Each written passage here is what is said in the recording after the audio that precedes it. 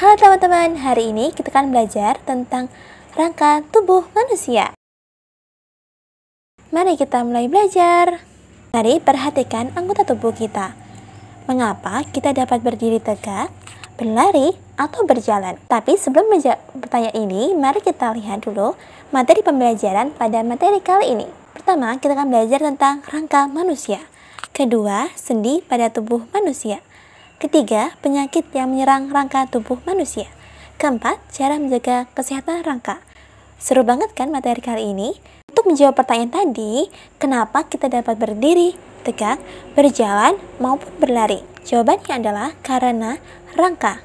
Rangka adalah susunan tulang rawan, dan sendi yang membentuk rangka tubuh. Apakah teman-teman tahu kenapa bentuk tubuh hewan itu beragam? Seperti monyet, ular, jerapah, kodok, ikan, kura-kura. Para hewan-hewan ini tubuhnya beragam bukan? Seperti ular yang bentuknya panjang seperti tali.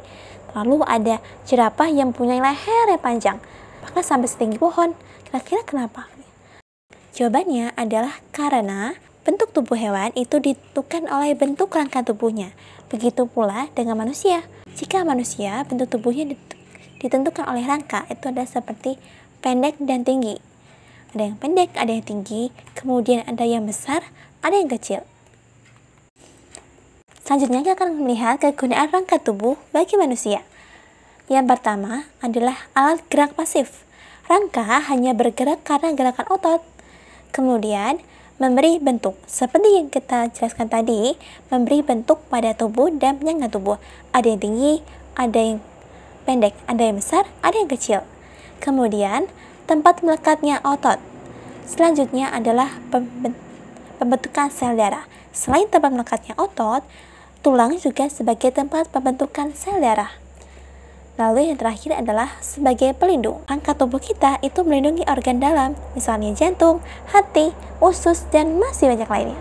Selanjutnya, kita akan pelajari bagian-bagian rangka dan fungsinya. Rangka tubuh manusia terbagi menjadi dua, yaitu tulang keras dan tulang rawan. Teman tahu nggak, jumlah tulang keras manusia dewasa adalah 206 tulang.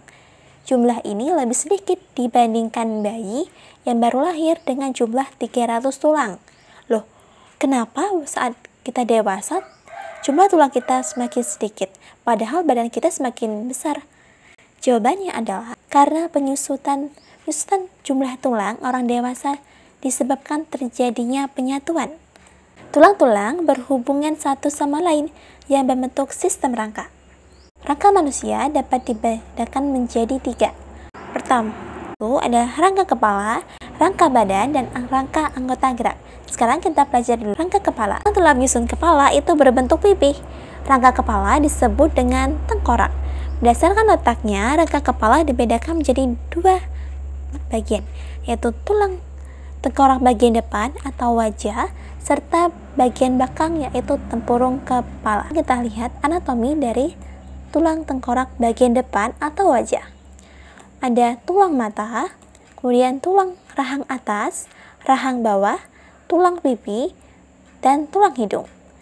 Kemudian tulang tengkorak bagian belakang atau tempurung kepala. Ada tulang dahi di depan, kemudian tulang baji di dekat mata. Ada tulang ubun-ubun bagian atas, bagian belakang. Kemudian ada tulang pelipis di samping tulang baji dan tulang tengkorak belakang di bagian belakang kepala kita. Tulang-tulang penyusun rangka kepala tidak dapat digerakkan loh, hanya bagian bawahnya saja yang dapat digerakkan. Mau tahu caranya? Sekarang coba buka mulutmu. Kemudian rabalah tulang rahangmu. Tulang rahang bawah akan bergerak ke bawah. Benar bukan? Begitu juga saat kita berbicara, tulang rahang kita akan bergerak ke atas ke bawah. Selain itu, tulang kepala kita memiliki fungsi yang sangat penting, yaitu melindungi otak. Setelah kita belajar tentang rangka kepala, selanjutnya adalah rangka badan. Rangka badan terbagi menjadi 5 bagian. Pertama, tulang belakang, kemudian tulang dada, tulang rusuk, tulang gelang bahu, dan tulang gelang panggul. Sekarang kita pelajari dulu tulang belakang. Tulang belakang terdiri dari 33 ruas tulang yang terdiri atas 7 ruas tulang leher, 5 ruas tulang pinggang, 5 ruas tulang kelangkang, 12 ruas tulang punggung, serta 4 ruas tulang ekor. Selanjutnya, tulang dada dan tulang rusuk. Tulang dada terdiri atas tulang dada, tulang badan, serta tulang pedang-pedangan. Kemudian, tulang rusuk berjumlah 12 pasang. Ada 7 ruas tulang rusuk sejati, kemudian 3 ruas tulang rusuk palsu, dan 2 ruas tulang rusuk melayang. Kemudian yang keempat adalah tulang gelang bahu. Ini di bagian sekitar bahu atau ada 2 tulang selangka dan 2 tulang belikat, kanan kiri. Kemudian yang terakhir dari rangka badan adalah tulang gelang panggul. Tulang gelang panggul ini di bagian bawah ada 2 tulang usus, 2 tulang kemaluan, 2 tulang duduk. Rangka badan berfungsi melindungi bagian tubuh yang penting, misalnya jantung, paru-paru, lambung, hati, ginjal, dan lain-lainnya. Tanpa adanya rangka badan, organ tubuh kita dapat berfungsi. Gimana coba kalau nggak ada rangka badannya? Yang terakhir dari rangka manusia adalah rangka anggota gerak.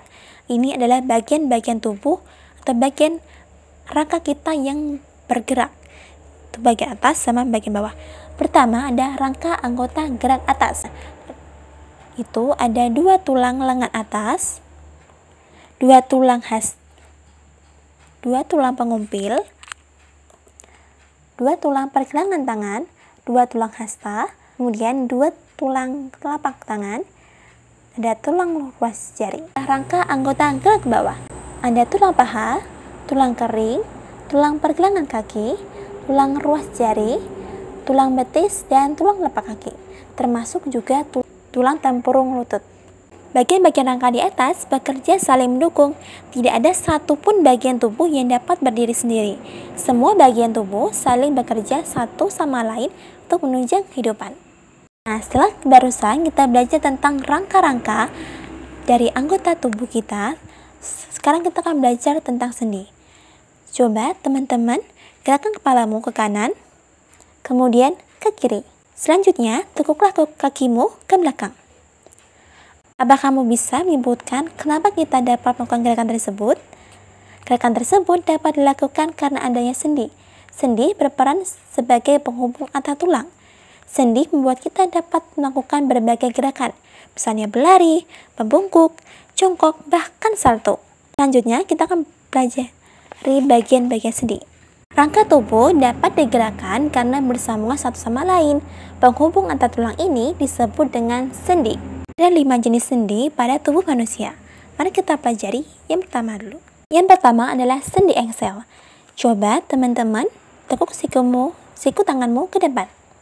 Lalu tekuk ke belakang. Apakah kamu dapat melakukan gerakan yang kedua? Tentu tidak, bukan? Nah, siku tangan kita hanya dapat digerakkan ke satu arah. Gerakan ini merupakan kerja dari sendi engsel. Sendi engsel adalah sendi yang memiliki cara kerja seperti engsel pintu dengan gerakan membuka, menutup.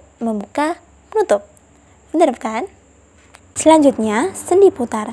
Sendi putar terdapat pada pertemuan antar tulang yang bertumpu pada tulang lainnya. Contohnya adalah sambungan antara tulang kepala dengan tulang leher. Kepala dapat berputar dengan bertumpu pada tulang leher. Selain itu, sendi putar juga terdapat di pergelangan tangan dan siku. Yang ketiga adalah sendi peluru. Sendi peluru dapat digerakkan ke segala arah. Lalu apa bedanya dengan sendi engsel ya? Sekarang coba teman-teman gerakan lengan atasmu. Ya, bagian bahu ya. Coba gerakan. Bisa bergerak kemana saja? Ke depan, ke bawah, ke belakang, ke samping, ke atas, bukan? Nah, inilah cara kerja dari sendi peluru. Sendi peluru menghubungkan tulang lengan atas dan gelang bahu. Yang keempat adalah sendi geser. Sendi geser terdapat pada tulang-tulang pergelangan kaki dan tangan. Sendi geser hanya memungkinkan satu gerakan. Pada sendi ini, ujung tulang satu menggeser tulang lainnya. Lalu yang terakhir adalah sendi pelana. Sendi pelana memungkinkan gerakan kedua arah, seperti yang terjadi pada ibu jari dan tulang pertama pergelangan tangan. Coba teman-teman gerakan ibu jarimu. Ke arah mana saja ibu jari kita dapat digerakkan. Nah, itulah kerja dari sendi pelana. Karena sendi pelana mirip seperti panah kuda ketika berlari. Nah, setelah kita tadi belajar tentang sendi dan rangka, sekarang kamu tanya, apakah ketika kamu masih kecil, kamu pernah diimunisasi polio? Imunisasi polio itu sangat penting loh teman-teman, karena dapat mencegah kita dari penyakit polio. Tanpa imunisasi polio, kita dapat menderita penyakit polio. Penyakit polio dapat menyerang tubuh kita, terutama bagian tulang kaki. Penyakit polio dapat mengakibatkan kelumpuhan. Penyakit ini biasanya diderita saat masih kanak-kanak. Vaksin diberikan saat anak masih di bawah 5 tahun. Penyakit polio itu disebabkan oleh adanya virus. Dengan pemberian vaksin, polio dapat mencegah penyakit polio. Selain penyakit polio, ada penyakit lain yang dapat menyerang tulang, yaitu adalah rakitis. Rakitis adalah penyakit yang terjadi karena tubuh kita kekurangan vitamin D. Vitamin D itu didapatkan dari cahaya matahari. Penyakit ini menyebabkan terhambatnya pertumbuhan tulang. Tulang kaki pun menjadi lemah. Lemahnya tulang mengakibatkan kaki tidak dapat menahan berat tubuh. Akibatnya, kaki berbentuk X atau O. Makanya kita saat kecil itu sangatlah sangatlah wajib untuk berjemur di bawah sinar matahari, terutama saat masih pagi. Kemudian ada penyakit lain yang dapat menyerang rangka tubuh kita. Biasanya ini terjadi saat sudah usia. Osteoporosis. Penyakit ini terjadi karena tulang kita rapuh. Tulang dapat menjadi rapuh karena berbagai hal, misalnya seperti kurangnya kalsium atau faktor usia. Kemudian, penderita penyakit ini merasakan nyeri ketika tulangnya digerakkan. Jika dibiarkan, dapat menyebabkan kelumpuhan. Ngeri banget kan? Selain penyakit tadi, ada 3 kelainan pada tulang belakang yang disebabkan karena sikap ataupun kebiasaan buruk kita. Wah, apa aja tuh? Coba lihat ya. Pertama adalah skoliosis, yaitu tulang belakang yang membengkok ke kiri atau ke kanan. Ini disebabkan karena sikap duduk yang miring. Jadi tidak boleh ya duduk miring terus. Kemudian kifosis, yaitu tulang belakang yang terlalu bengkok ke belakang, disebabkan karena terlalu sering membungkuk. Selanjutnya adalah lordosis, yaitu tulang belakang membengkok ke depan, disebabkan sikap duduk yang terlalu condong ke depan. Ini biasanya banyak ya teman-teman yang sering saat belajar itu menulisnya terlalu bungkuk. Itu nggak boleh ya. Sikap tubuh yang baik adalah seperti ini. Nah, berikut inilah sikap duduk yang baik. Tidak membungkuk, tapi tegakkan punggungmu ya. Pusungkan dadamu. Nah, begitulah sikap duduk yang benar. Ini dapat menjaga tulang belakang kita tetap lurus dan bagus. Setelah mendengar penyakit-penyakit tadi dan kelainan pada tulang belakang, bagaimana ya supaya kita bisa menjaga atau mencegah dari penyakit tersebut? Ada beberapa hal untuk menjaga kesehatan rangka. Pertama, minum susu. Minum susu karena mengandung banyak kalsium. Kemudian, makan makanan bergizi, terutama yang mengandung vitamin D.